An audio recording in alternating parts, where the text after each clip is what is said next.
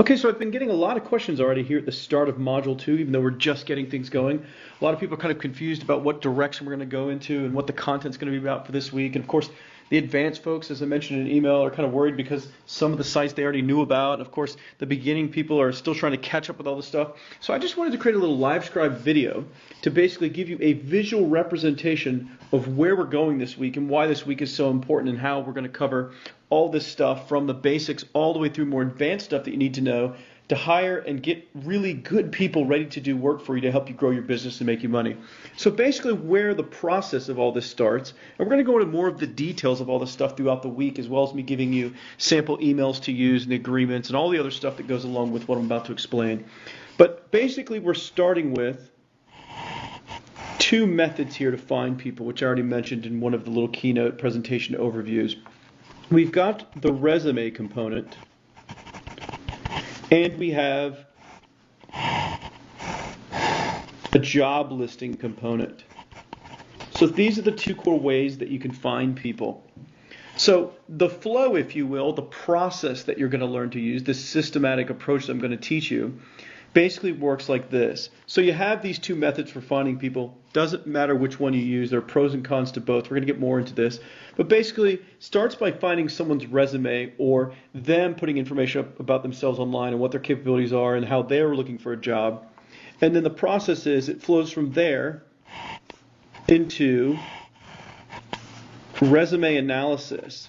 So I'm going to teach you some little tricks and things to actually be able to look at somebody's resume and find out danger signs as well as positive things to figure out if they're a pretty good candidate. From there, it moves into initial contact, where you actually email them, and I'm going to give you the template and everything to use for all of these steps. But you send them initial contact, basically saying, hey, I'm interested in hiring you. And of course, you're going to go through an additional process, of course, before you actually hire them. And I'm getting ready to explain all that. But basically, you're going to send that initial contact. And there are certain things that you absolutely need to say in this email. It makes all the difference in the world. By the way, all this stuff isn't just about finding good people. It's also about setting things up so they do really good work for you. And you're going to understand when this all comes together. So we're going to go from the initial contact email. And then basically the flow chart from there is, yes, if they have replied, you're going to move to the next step. No, if they haven't replied, then you're going to learn to go into basically a second email, a follow-up, if you will. So just call this follow-up, to contact them again to see if they'll respond. And then, of course, if they respond, then that's going to come back and connect to keep the flow going again if they had responded just like they had at least to the initial contact. So after that, what you're going to do is I'm going to teach you how to basically do a skills evaluation process where you can kind of figure out what skills they may or may not have and if they're going to be a good fit for you. And then after that, we're basically going to move into doing, and this is going to sound pretty strange, but bear with me. You're going to do a basic psychological evaluation. It's not as complicated as it sounds, but there's some key things that you can ask them about and look for, which I have found will indicate whether they're going to be proactive or a really good go-getter or a hard worker. So we're going to get to all that. But so we're going to kind of do some things to evaluate their skills, ask them some questions, and then again, kind of some psychological things, which will look into their personality. And then ultimately, we'll move into giving them a task, to try them out and really see kind of how they work, and then we can learn a lot from that test task. So I'm going to give you some examples of what to give them, and for all this stuff, I'm going to give you the cut and paste for all this stuff. So we give them the test task, and then of course, depending on how they do with that, if they do well, then basically we move into an interview type of a situation / live chat. And I'm going to explain all this to you, where we really feel them out and really start working towards making a final decision. After we go through the live chat process, then we're basically going to finalize terms, whatever the agreement is for how much they're going to get paid and what the expectations are. And then, of course, after we agree on what the terms will be, when the work, what they're going to do, at least to start with, so on and so forth, they're then going to sign an agreement, which you're going to get a copy of course, to use as a sample. So So they're going to sign an agreement. And then after the agreement part, then we work into an orientation process. And this is very, very critical stuff. I'm going to go into all this in detail. And then beyond orientation, we get into more of the hardcore training and day-to-day management, or what needs to be done on an ongoing basis. And again, we're going to get into all the details of this. It's complicated, a lot of things to it, a lot of minute details that make all the difference. It's not just about going out and finding someone that seems okay and hiring them and off they go. You do all this stuff properly, you're way ahead of the game, way ahead of competitors and other people trying to hire people to do outsourcing. You're going to learn all that. But anyways, that is the basic flow and process. When we go from the job listing, I'm going to give you sample listings to actually post if you decide to go the job listing route. And there are advantages and disadvantages to that versus the resume route.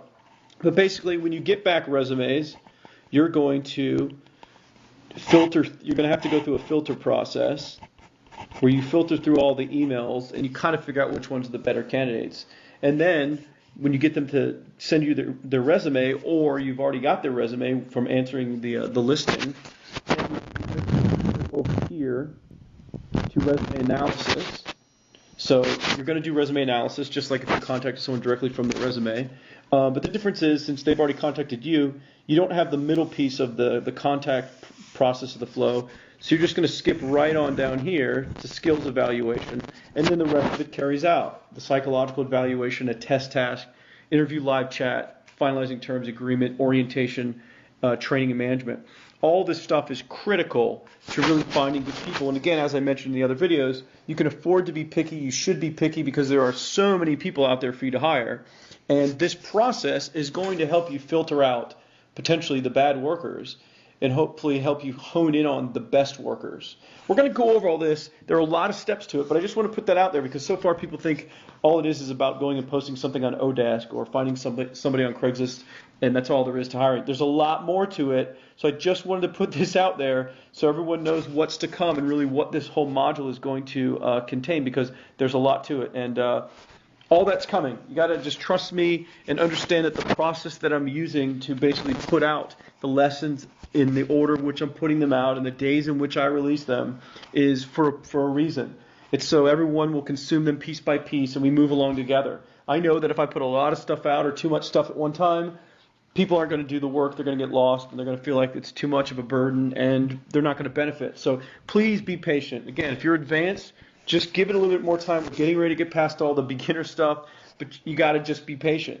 And I'm also creating a lot of the video and a lot of this training week to week on the fly, because the reason is the curriculum for this whole course has been done for months, but as I go week to week, I see new questions and new problems that individual groups of people in the subset of our community have, and so I feel like going and creating new lessons and even bonus modules for those specific issues to help more and more people. So bear with me, as this is a dynamic course. You know, we're all in this to cover the same goals for you and everyone else, and everyone kind of has some different needs and issues depending on where they are. So just bear with the process, and I promise you're going to come out on the other side really, really happy and excited about what this is going to do for your business. So we're getting there, but this gives you an overview of where we're going this week and what the process is about for us this week, and all this is going to unfold over the next few days. So thanks for listening, and get ready to start doing some work and get busy with all this stuff.